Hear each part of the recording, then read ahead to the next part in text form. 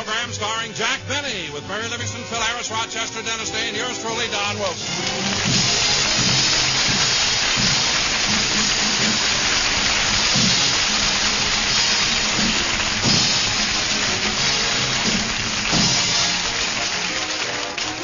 Ladies and gentlemen, if you're a local subscriber to the weekly publication printed by the boys of the Beverly Hills Beavers, you know that tonight the members of the club are putting on a play at the school auditorium.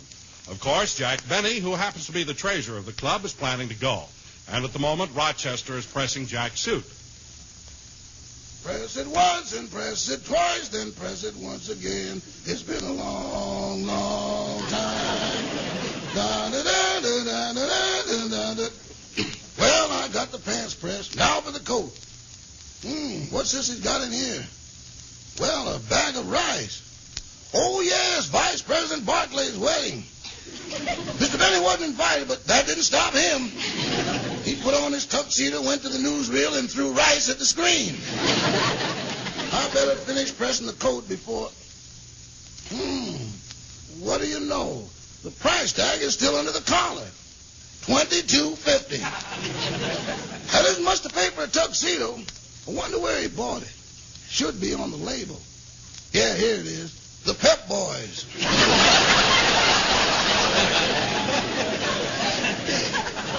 Oh, yes. In those days, there used to be a... Rochester, have you finished pressing my clothes yet? Yes, boss, but who was the last one you rented this tuxedo to? Why? Every time I lay the coat down, the arms fold.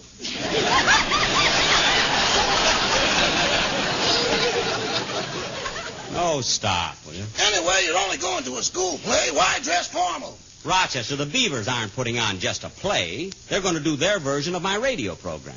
You see, each one of the kids will portray a member of my cast. Oh. And since I'm the inspiration for their show, they may ask me to come up on the stage and make a speech. Gosh, I haven't made a speech since Vice President Barclay's wedding. And then I didn't get to finish it. The feature picture came on.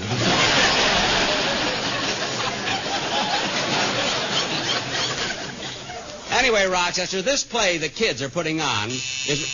I'll get it.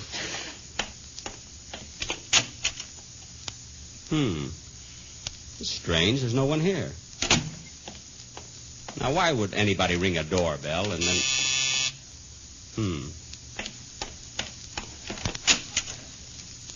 That's funny. Nobody here this time, either. Boss, put your glasses on. That door's to the closet. Oh. I'll get it. Want a bet? Never mind. Oh, hello, Mary. Hello, Jack. What took you so long to answer the door? Nothing. Anyway, why are you here so early? We don't leave for the school auditorium for an hour yet. Well, I couldn't find my coat, and I thought maybe I left it over here. Your coat? I don't think so. Did you look in the closet? Oh, did he? Your coat's not in there, Mary. Now, as soon as I get dressed, we'll go. Here's your tuxedo, boss. Help me on with the coat, Rochester. I want to see if it still fits. Thanks. Jack, if you wear that old thing, I'm not going with you. What? You got that tuxedo when you first went into vaudeville. It's so old-fashioned now. Old-fashioned? Yes. Look how long the coat is. What are you laughing at? You look like the villain in The Drunkard. Only when I wear the cape.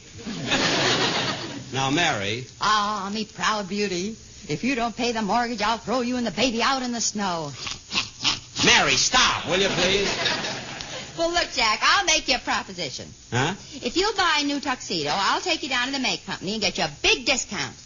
Mary, you mean that after all these years you've been working for me, the May Company still gives you a discount? They send me food, too. Now, cut that out. I'm going to wear the tuxedo I've got, and that settles it. Now, Rochester, I won't be home, and... I'll get it. Hello? Hiya, Jackson. I just called you to find out if I can cancel tomorrow's band rehearsal on account of... Don't crowd me, lady. I'll be off the phone in a minute. Phil, where are you calling from? The corner drugstore. I'm picking up some medicine for Remley. What? Well, that's why I want to cancel the rehearsal. Frankie's got an awful cold. Lady, stop crowding me. What's the matter with Frankie anyway? He's always catching cold. Yeah, he caught this last one sleeping next to an open window. An open window? Well, why didn't he close it? It wouldn't have done any good. He was on the outside of the house.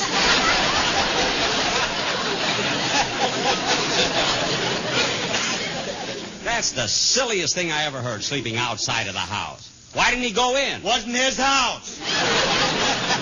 What? I told him 1,000,000 times, don't take them shortcuts.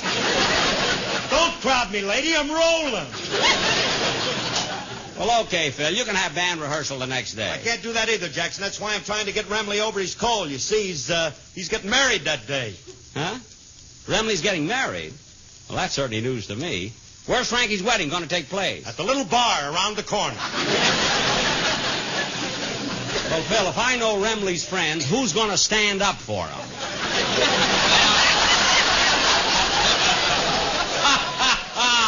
Don't crowd me, Mary. I'm rolling. Well, look, Phil, don't worry about the band rehearsal. You can have it any time. Goodbye. Oh, by the way, Jackson, did you get that record I sent you this morning? Yes, Phil, but I haven't played it yet. What is it? Well, it's a song called Wilhelmina. You see, it's from the picture I just made, Wabash Avenue, and I do it with a sportsman quartet. Oh, well, I'll play it as soon as I... Just a minute, Dad.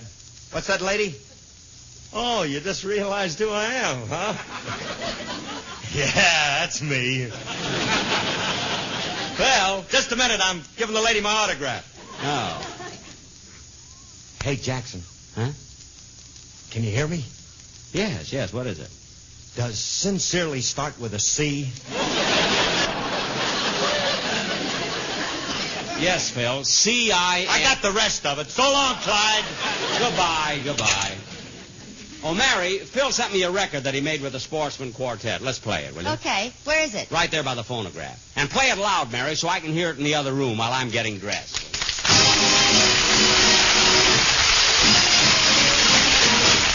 Wilhelmina, she's the cutest little girl in Copenhagen. Wilhelmina, she has all the fellas crazy in the noggin. In Copenhagen. And the roses on her cheeks, and the music when she speaks, and how sweet her kisses taste. Sugar babies like my mama's Danish pastry, Wilhelmina. Well, maybe soon we will elope in Copenhagen. Wilhelmina, we'll share everything, including my toboggan. In Copenhagen. All the other girls say no. Oh, no. But Wilhelmina, she says nine. No time. All the boys call Wilhelmina Willie. Yeah. But I call Wilhelmina mine. Smoke a lucky, and you'll never find a cigarette that's smoother. Smoke a lucky, ask your father, mother, sister, and your brother. Your brother? There's a line and mile, you see, just a cigarette for me. Yes, it's LSMFT. And that means Lucky Strike is made of fine tobacco. Wilhelmina. Smoking Luckies all day long in Copenhagen. Wilhelmina. If she didn't, she'd be crazy in the noggin. In Copenhagen, all the other girls want Phil. But Wilhelmina, she says 9. She would rather have a pack of Lucky, 'cause she thinks Lucky Strikes are fine. Who, Wilhelmina? That ever-loving gal of mine.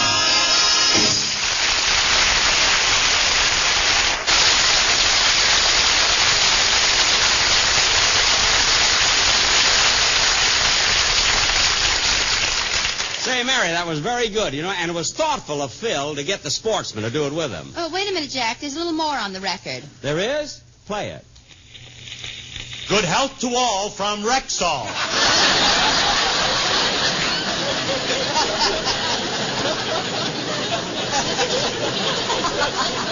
I knew he'd get that. Say, Jack, don't you think it's about time we left for the school auditorium? Yes, we haven't got much time. Rochester, get my car out of the garage. You can't use the car, boss. A nail went through one of the tires. Oh. I told you not to buy such cheap tires. Rochester, the most expensive tire in the world can be punctured by a nail. A fingernail?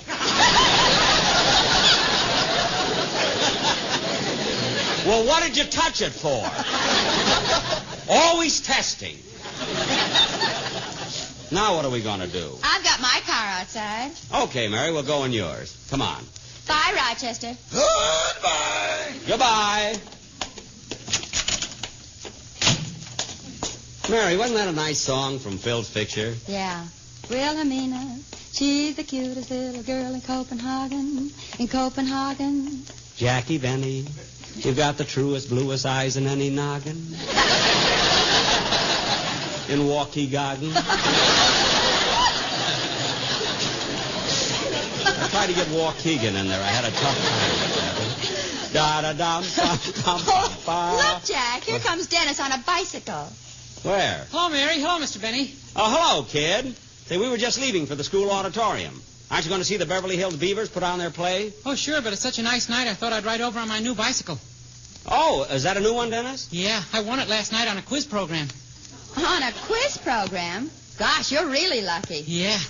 Was it a hard question? Oh, no, it was easy. The man pointed at me and said, would you pay $100 for this bicycle? I said yes, so I gave him the $100, and he gave me the bicycle.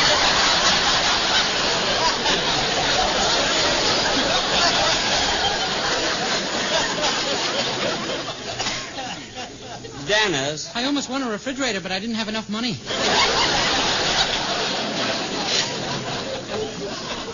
Look, kid. Dennis, look at me, look. Did the master of ceremonies of this quiz program have a little hammer in his hand? Yeah. Dennis, you were at an auction. Certainly. And all those people crowded around, they were bidding. Now, come on, we better get to the school auditorium. Okay. Oh, by the way, Dennis, did you ask your mother if you could go quail hunting with me again next week? Yeah. Dennis, I didn't know you go with Mr. Benny on his hunting trips. Oh, sure. I'm his retriever.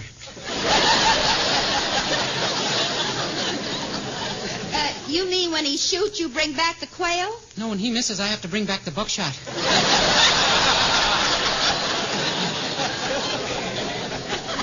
All right. Now, Dennis, leave your bicycle here and come with us. Okay.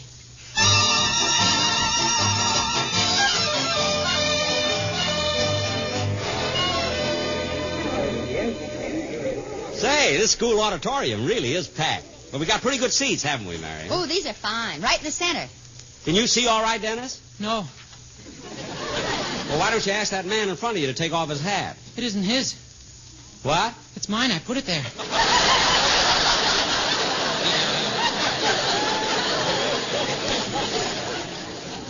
Dennis, are you crazy? Why would you do a thing like that? Bald heads upset me.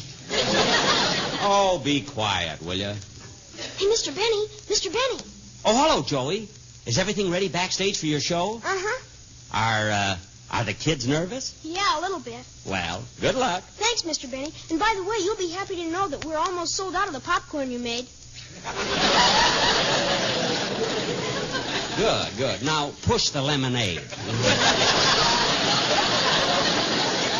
Okay. See you later. Oh, just a minute, Joey. Did you finally get a fat kid to play Don Wilson? No, but we're letting Warren do it, and we stuffed a pillow in his shirt. Oh, fine. Now, you better hurry. You'll be late. Well, Mary, it won't be long now before the show starts. Gee, I hope the Beavers really do a... Hey, Mary. Huh? Don't look now, but there's a lady across the aisle who keeps staring at me. I guess she recognizes me. Where? Shh! Here she comes. Pardon me, but would you be good enough to give me your autograph? Why, certainly. There you are. Thank you. You were wonderful in The Drunkard.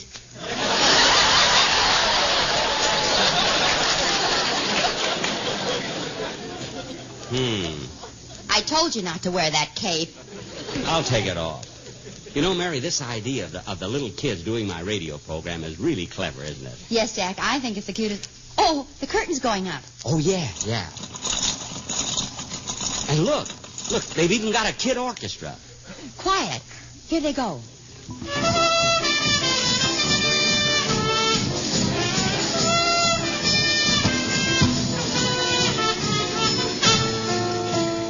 The Jack Benny program, starring Jack Benny, with Mary Livingston, Phil Harris, Rochester, Dennis Day, and yours truly, Don Wilson.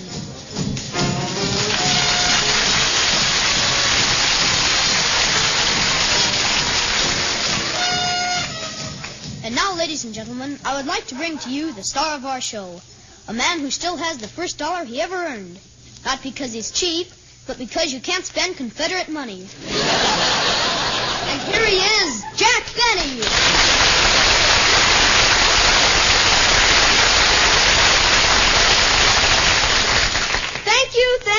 Thank you. Hello again. This is Jack Benny talking.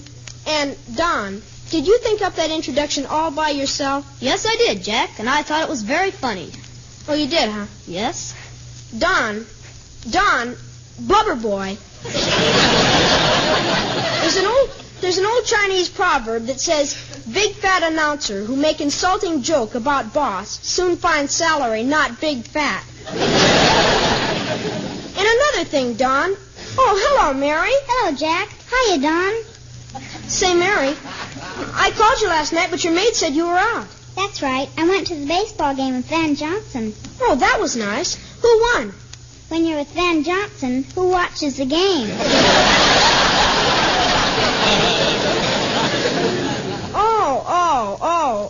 Oh. Stop ad-libbing.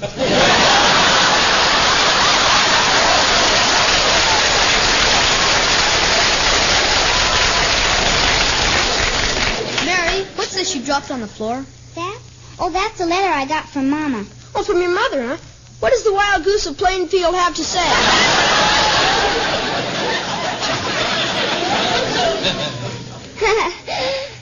I'll read it to you.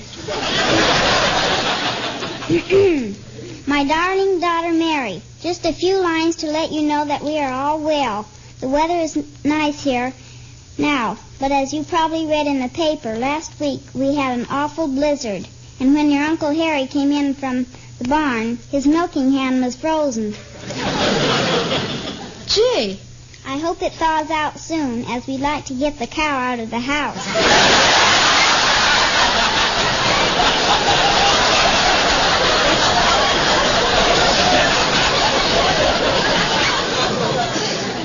I don't blame them. Now for a few words about your sister Babe. Ah, this is the part I always wait for. Quiet. Since your sister Babe got married, she decided to have her teeth straightened. Babe's teeth do protrude a little.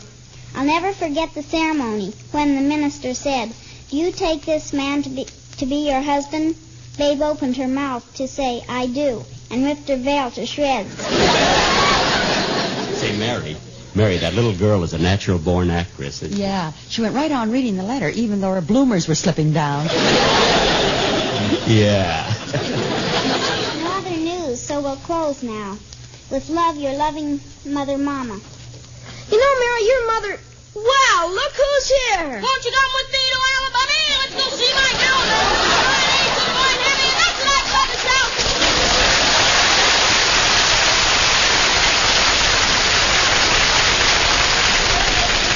Hiya, Jackson. Hello, Phil.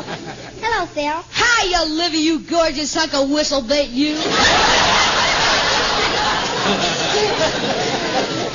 By the way, how are Alice and the children? Oh, fine. I just left them. I took them over to the park for a rehearsal for next week's May party. A May party? Yeah, you should have seen all them kids. They looked so cute as they danced around me. Danced around you? Didn't they have a maypole? Yeah, but, I was prettier. Oh, for heaven's sakes. Say, Phil, I've been trying to get in touch with you all week. Where have you been? Well, me and Remley went hunting up in the high Sierras. Oh, did you hunt bear? Well, we...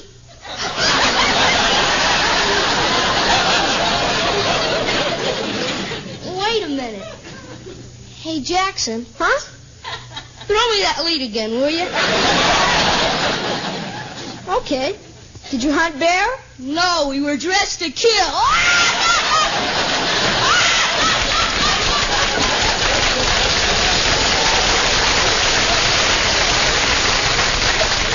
Oh, Harris, that joke alone ought to make CBS buy it. Phil, Pencilhead. That joke alone ought to make CBS put in air conditioning. So you can stop with those... Come in. Telegram for Jack Benny. I'm Jack Benny. I'll take it. Here you are, sir. And here's a tip for you. Oh, boy, a nickel.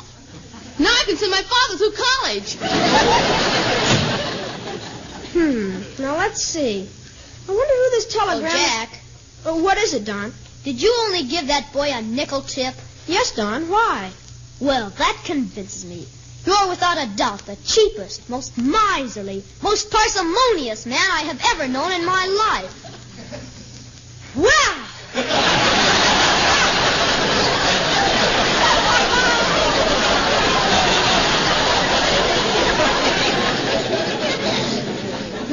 Don. Don is right. You are cheap.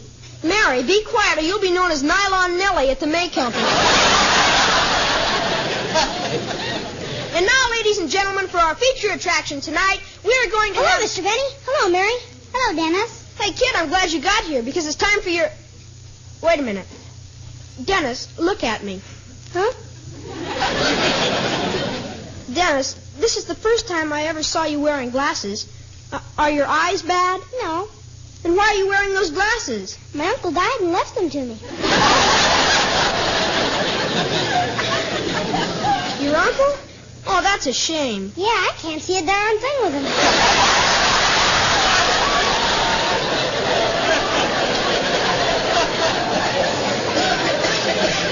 Well, for heaven's sakes, kid, if you can't see with them, take them off. Just because somebody leaves you something in a will, you're not compelled to use it. I'm not? No. Want to buy a set of teeth?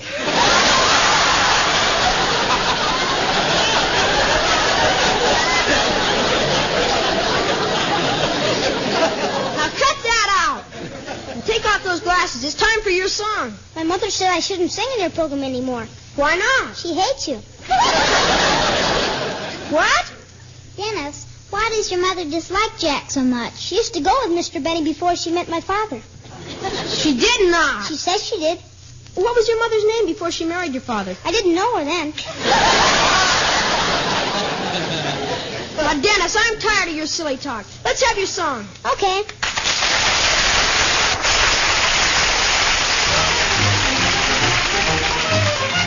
Now, Clancy was a peaceful man, if you know what I mean. The cops picked up the pieces after Clancy left the scene. He never looked for trouble, that's a fact you can't assume. But nevertheless, when trouble would press, Clancy lowered the boom. Oh, that Clancy! Oh, that Clancy! Whenever they got his Irish up, Clancy lowered the boom, boom, boom, boom, boom, boom, boom, boom. Oh, there he was, the fighting man, they all knew he was tough. He strutted round the neighborhood, just shooting off his guff. He picked a fight with Clancy, then and there he sealed his doom. Before he could shout, oh, look out, Clancy lowered the boom. Oh, that Clancy! Oh, that Clancy! Whenever they got his Irish up, Clancy lowered the boom, boom, boom, boom, boom, boom, boom, boom. Now Clancy left the barber shop with tonic on his hair. He walked into the pool room and he met O'Reilly there. O'Reilly said, for goodness sakes, now do I smell perfume? Before you could stack your cue in the rack, Clancy lowered the boom. Oh, that Clancy! Oh, that Clancy! Whenever they got his Irish up, Clancy lowered the boom, boom, boom, boom, boom, boom, boom, boom. The neighbors all turned out for Kate O'Grady's wedding night. McDougal said, let's have some fun. I think I'll start a fight. He wrecked the hall but kissed the bride and pulverized the groom. Then quick as a wink, before you could think, Clancy lowered the boom. Oh, that Clancy! Oh, that Clancy! Whenever they got his Irish up, Clancy lowered the boom. Oh, that Clancy! Oh, that Clancy! Whenever they got his Irish up, Clancy lowered the boom, boom, boom, boom, boom, boom, boom, boom, boom. Sure, it was the most beautiful sight you ever did see when Clancy lowered the boom.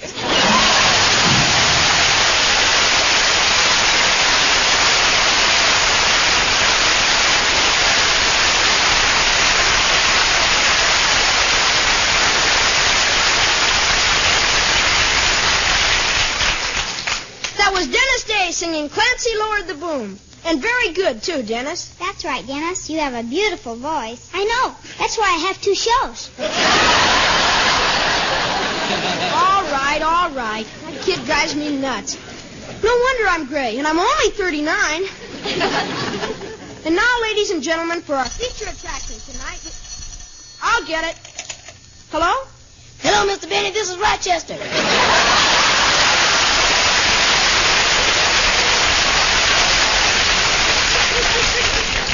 What is it, Rochester?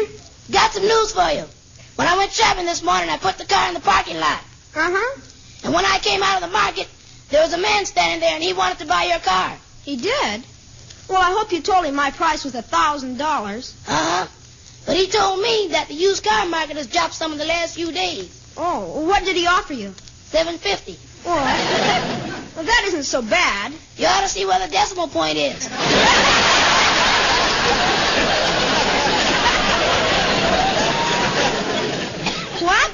$7.50 for my car? Grab it fast, boss. I'm talking to the Irishman and he ain't smiling.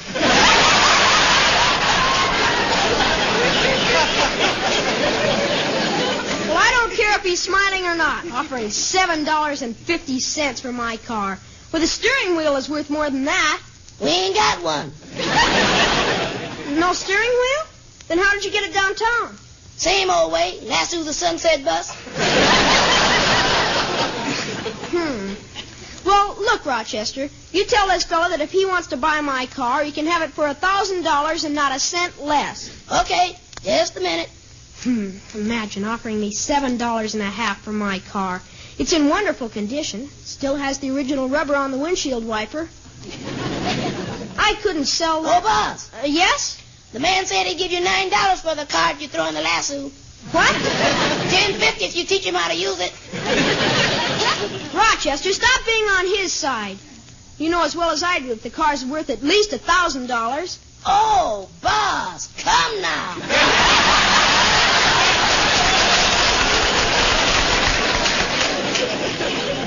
All right.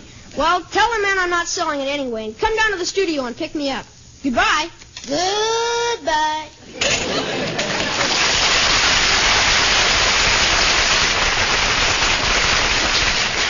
I don't know. You try to put on a program and everybody interrupts you. Play, Phil. Lemonade. Get your lemonade in the lobby. Jack! Oh, I'm sorry. We'll be back in just a moment, but first... In a cigarette, mildness means enjoyment, and scientific tests prove Lucky Strike is milder than any other principal brand of cigarettes. These scientific tests are confirmed by independent consulting laboratories, and they prove Lucky Strike, mildest of 6 major brands tested. And no wonder it takes fine tobacco to make a fine cigarette, and LSMFT. Lucky Strike means fine tobacco, fine, light, naturally mild tobacco. So for a milder tasting cigarette with never a rough puff, smoke a Lucky.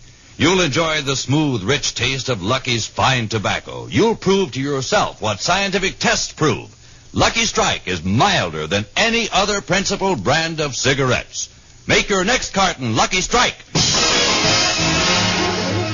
We're a little late, folks. I want to thank all the kids of the Beverly Hills Beavers. Good night. Be sure to hear Dennis Day and a Day in the Life of Dennis Day. Stay tuned to the Ian Standard Show, which follows immediately. This is CBS, the Columbia Broadcasting System.